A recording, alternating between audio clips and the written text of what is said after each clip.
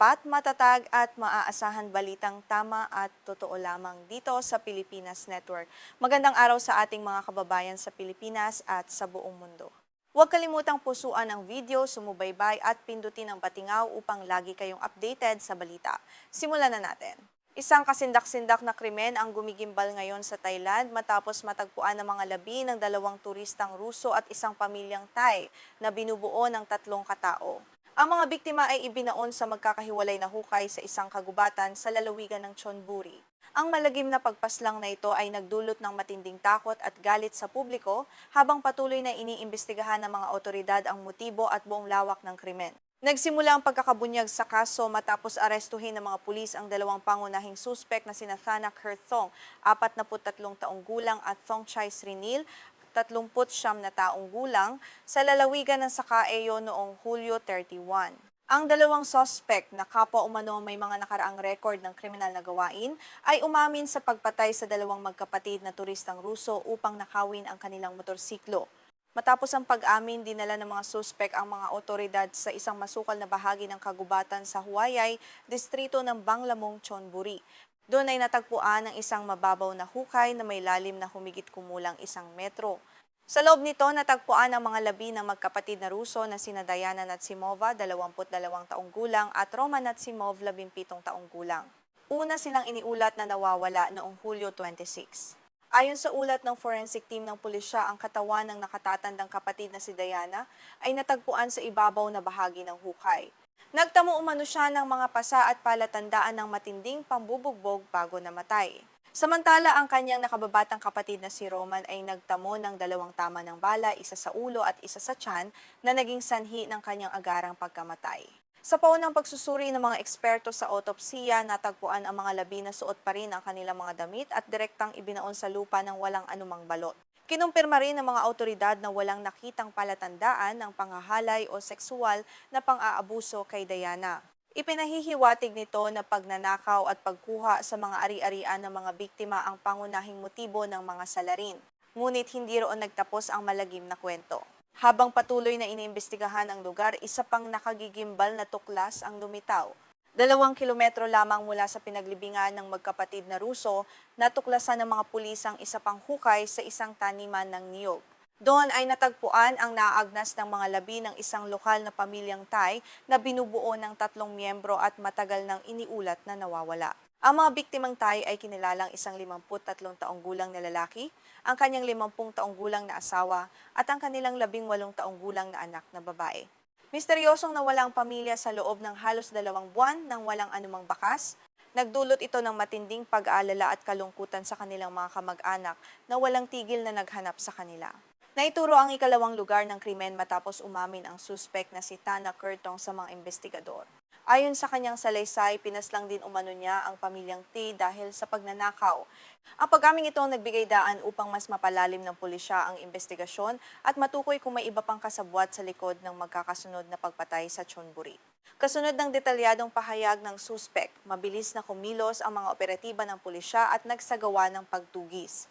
Nagbunga ito ng pagkakadakip sa 2 pang suspek na kinilalang sina Chachanan Paenaiam at Atsadang Chuwong.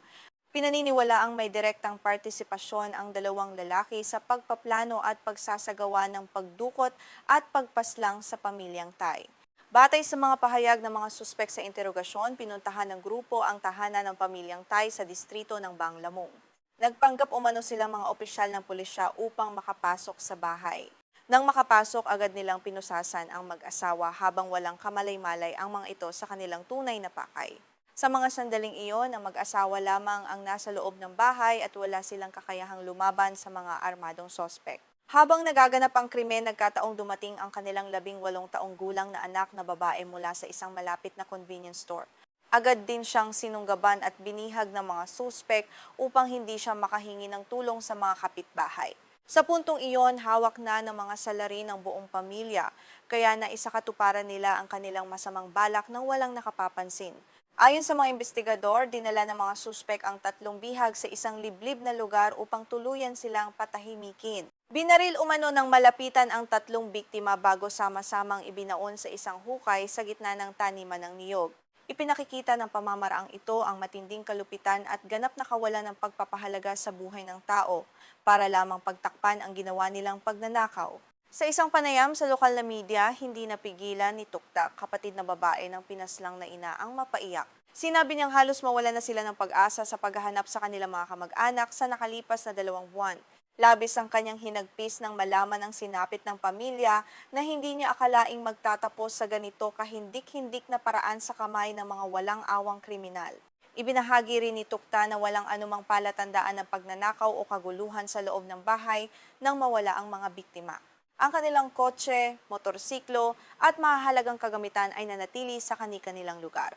Dahil dito, sa loob ng mahigit 1 buwan, patuloy na pumupunta ang mga kamag-anak sa bahay upang pakainin ang alagang aso ng pamilya habang umaasang makababalik pa ang kanilang mga mahal sa buhay. Sa kabila ng paulit-ulit na pagtawag sa mga telepono ng mga biktima nang walang sumasagot, hindi sumuko ang pamilya. Nakipag-ugnayan sila sa mga awtoridad at maging sa mga kumpanya ng telekomunikasyon upang subukang matunton ang huling signal ng kanilang mga cellphone.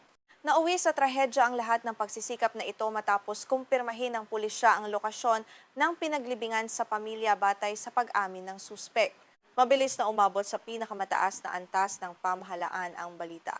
Noong Agosto 1, kinansela ng punong ministro ng Thailand na si Anutin Charnvirakul ang lahat ng kanyang opisyal na iskedul sa lalawigan ng Suphanburi upang personal na magtungo sa Chonburi. Nais niyang matiyak na magiging mabilis at maayos ang takbo ng investigasyon at maparurusahan ng husto ang lahat ng sangkot sa karumaldumal na krimen. Sa kanyang pahayag, nagpahayag ang punong ministro ng malalim na pakikiramay at formal na humingi ng paumanhin sa mga mamamayan at turistang mula sa Russia. Kinilala niya na ang ganitong uri ng karahasan ay maaaring magdulot ng matinding pinsala sa reputasyon ng Thailand bilang isang ligtas na destinasyon para sa mga turista, lalo na't pumunta lamang sa bansa ang magkapatid na Ruso upang magbakasyon. Binigyang diin din ng punong ministro na kailangan maibalik sa lalong madaling panahon ang tiwala ng publiko. Nagutos siya ng mas mahigpit na seguridad at pagpapatrolya sa mga mapanganib na lugar upang maiwasan ang pag-uulit ng mga katulad na insidente. Ayon sa kanya, kung pababayaan ng ganitong uri ng krimen, patuloy na gagawa ng masama ang mga kriminal na hindi lamang kumikitil sa buhay ng mga dayuhan, kundi maging ng mga lokal na mamamayan. Gayunman, ipinaliwanag ni Anutin na ang malagim na insidenteng ito ay gawa ng iilang masasamang individual at hindi dapat maging dahilan upang husgahan ng buong bansa bilang hindi ligtas. Sinabi niyang nananatiling mapayapang bansa ang Thailand para sa lahat, ngunit hindi mag-aatubili ang pamahalaan na gumamit ng kamay na bakal laban sa mga kriminal na sumisira sa kapayapaan at kaayusan. Sa pagtatapos ng ulat, hininga ng reaksyon ang punong ministro tungkol sa lumalakas na panawagan para sa parusang kamatayan laban sa mga suspek.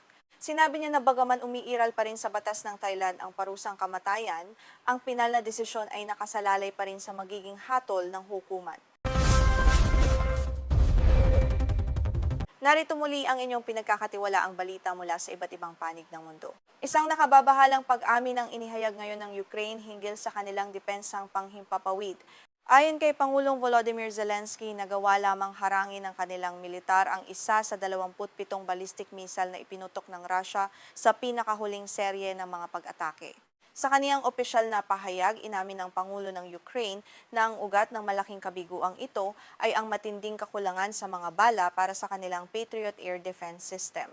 Sinabi ni Zelensky na ang kawalan ng sapat na interceptor missile ay hindi lamang naglalagay sa panganib sa buhay ng mga mamamayan, kundi tila nagbibigay din ng lakas ng loob sa puwersa ng Russia na lalo pang paigtingin ang kanilang mararahas na operasyon. Naganap ang mapaminsalang pag-atake ng Russia noong madaling araw ng unang araw ng Agosto nang sabay-sabay na nyanig ng mga pagsabog ang 5 lalawigan sa Ukraine. Ayon sa ulat ng militar, ang kabiserang lungsod ng Kyiv ang naging pangunahing target ng matinding pambobomba. Ang pagbuhos ng mga misal sa kabisera ay nagdulot ng malawakang takot at pinsalang hindi pa nararanasan sa mga nakalipas na buwan. Ibinunyag ng Air Force ng Ukraine ang sopistikadong arsenal na ginamit ng Russia sa operasyong ito.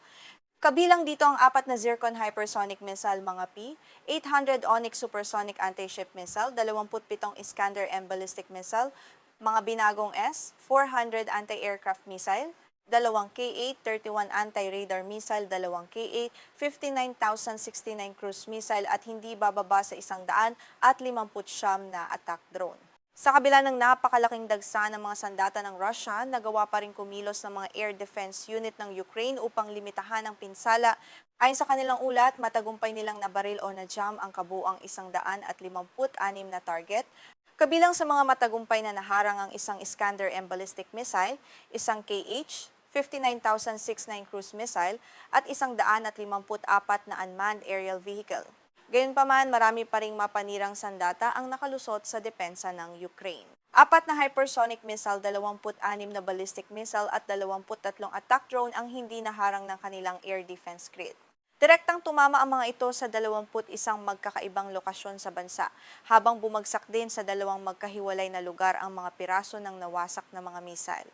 Dahil sa mga direktang pagtamang ito, kinumpirma ni Pangulong Zelensky na hindi bababa sa 9 na sibilyan ang nasawi, habang 30 iba pa ang nagtamo ng matitinding sugat. Nagdulot din ng mga pagsabog ng malalaking sunog na mabilis na kumalat sa kabisera ng Kyiv, dahilan upang magsagawa ang mga lokal na bumbero at mga pangkat medikal ng malawakang operasyon ng pagliligtas upang matulungan ang mga biktima. Iniulat din ng Pangulo na malubhang na pinsala ang 9 na gusaling tirahan ng mga sibilyan, isang paaralan, ang embahada ng Lithuania sa Kyiv, at ilang mahahalagang pasilidad ng enerhiya na nagsusuplay ng kuryente sa lungsod. Ang pinsala sa infrastruktura ng kuryente ay muling nagbanta sa supply ng kuryente at tubig para sa milyon-milyong mamamayang kasalukuyan ng nagdurusa dahil sa labanan sa bansa. Dahil sa kritikal na sitwasyong ito, muling naglabas ng marubdob na panawagan si Pangulong Zelensky sa kanyang mga opisyal na account sa social media. Hayagan niyang hinimok ang kanilang mga kaalyadong bansa sa kanluran na bilisan at dagdagan ang pagpapadala ng mga makabagong air defense system. Binigyang diin niya na ang bawat araw ng pagkaantala ay nangangahulugan ng pagkawala ng mas maraming buhay ng mga inosenteng mamamayan. Sa kabilang banda, naglabas din ng opisyal na pahayag ang Ministry ng Depensa ng Russia hinggil sa naganap na operasyon. Kinumpirma ng Moscow na nagsagawa sila ng isang malawakang pag-atake gamit ang mga high-precision weapon na pinakawalan mula sa lupa at dagat kasama ang mga long-range drone. Ayon sa Russia, ang kanilang mga pangunahing target ay ang mga pasilidad ng industriya ng depensa at mga sentrong logistikal. Iginiit ng panig ng Russia na ang lahat ng pasilidad na kanilang tinarget ay direktang kasangkot sa paggawa, pag-iimbak at pagpapadala ng mga missile, drone, radar system at mga bagong electronic warfare equipment ng militar ng Ukraine. Ayon sa kanila, layunin ng operasyong ito na pahinain ang kakayahan ng Ukraine na gumawa ng sarili nitong mga sopistikadong sandatang ginagamit laban sa puwersang Ruso.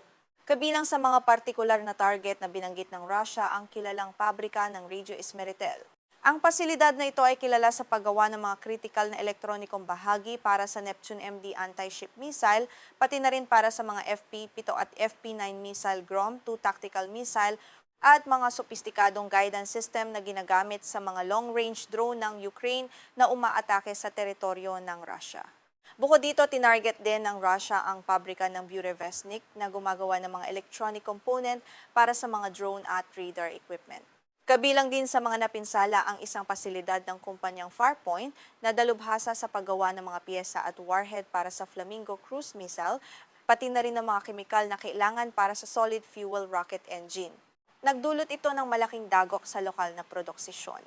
Ang naganap na pambobomba noong unang araw ng Agosto ang ikalawang malawakang pag-atake ng Russia sa loob lamang ng 48 oras. Matatandaang mula gabi ng Hulyo 29 hanggang madaling araw ng Hulyo 3, niyanig din ng Russia ang iba't ibang lungsod sa Ukraine, kabilang ang kanlurang lungsod ng Lviv.